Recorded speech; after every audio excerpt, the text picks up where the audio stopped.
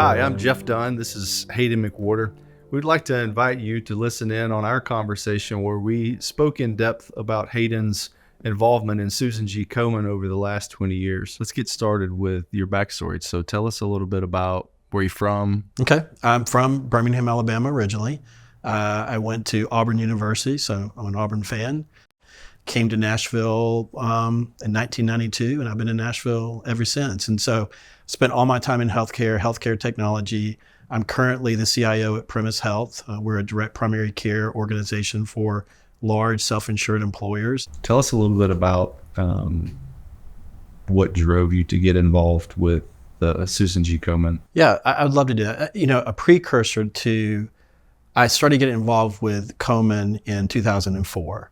Prior to that, though, I should have been involved, and here's why. So probably my sophomore year of college, my mom was diagnosed with breast cancer. And she went through all the treatments, went through chemo, went through radiation, and we were fairly sure she was in remission. She had was doing great. Well, unfortunately, Christmas of '93, we found out that her cancer had metastasized, and it was pretty much all over the place. It spread to her brain, it spread to major organs, it spread to her bones. And so that was hard because my mom was my best friend. I mean, my mom was my confidant. My mom was the person I am today is due to my mom. So fast forward to 2003. I'm married. My wife and I had just had our second child. It was December 2003. Go into 2004, and she calls me one day and she said, "Something's wrong." And I was like, "What do you mean?" And she said, "I have a large lump in my breast." And I was like, "Well, sweetheart, it's probably just a clogged milk duct. It's probably something like that." And she's like, "No, something's wrong. I just know something's wrong." Well, about 2 weeks later, we go to a surgeon to have it taken out, and that's when things started changing. He's like, "We need to get this out. This does look pretty nasty." And we're like, "What do you mean looks pretty nasty?" And he said, "Well, it's not a good-looking tumor." And I was like, "Well, that's not what they told us." So that started a whole period of, we found out that she had breast cancer. She had stage 3 breast cancer. She was HER2 positive. And so she went through treatments, went through radiation. That was all of 2004. And we started 2005. She was in remission. We thought things were going well. And she ended up had a problem with her shin. And we went to her doctor, and her doctor was like, "I wouldn't worry about it." The problem got worse, and what we found out is she already had bone cancer. So it already spread to her bones.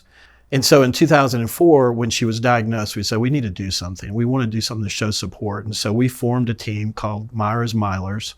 It was the most, creative thing I could think of at the time, because we were trying to put in the miles, and we were doing it for her. First year she went with us. I think the second year she went with us. But our goal was to fundraise. Our goal was to fundraise and do things. And we were actually, anything that was cancer-based, we were participating in. Start a team. So even if you're not joining my team, what I would tell people is start a team and start fundraising. Komen now is under one umbrella under Tennessee. You can go there and you can register for, it'll show you the races or the walks that are occurring, and you can go and register. It's got a pretty easy way to set up a team, or if you've had a team in the past, restart a team. That's the first thing you need to do, is start a team if you want to get involved. Be a team captain. It's great because Komen provides you the tools. They provide you links for Instagram and Facebook. They give you the ability to build canned messages. And so if you want to get involved and you want to start there, that's the first thing I would say. I'd love to hear a little bit more about Myra. Let me see, where do I start? How'd you guys meet? So it's funny. I'm the luckiest man in the whole entire world, and I'll tell you why. I have met both my wives off of basically blind setups. So I met Myra at a party.